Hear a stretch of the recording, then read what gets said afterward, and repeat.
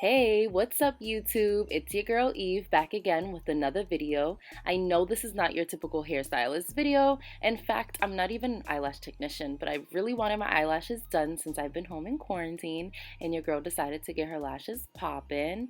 So when I created this video, I totally was inspired by ItsMyRayeRaye. I'm not nearly as great as her, but her method seems super easy for me and any regular person who normally doesn't do lashes. I must warn you though, I'm not an eyelash professional.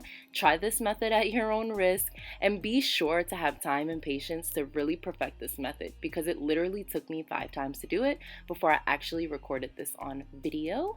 Now I'm hoping that you guys can clearly see how I'm applying my lashes, and let's go ahead and get right into it.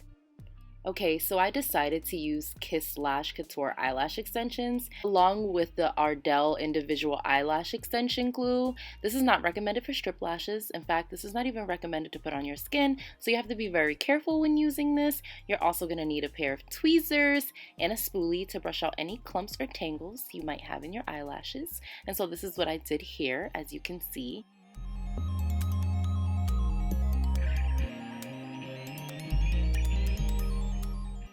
So what I love about these lashes is it comes with 3 different rows, 2 of them short and 1 of them medium, which gives you a lot of flexibility to play around and make mistakes. So I first start off with the short. What I like to do is put one in the center of my eyelid, not directly on my eyelid, but close to my lash line in the center, and then one in the inner corner of my eye, and then one on the outer corner of my eye.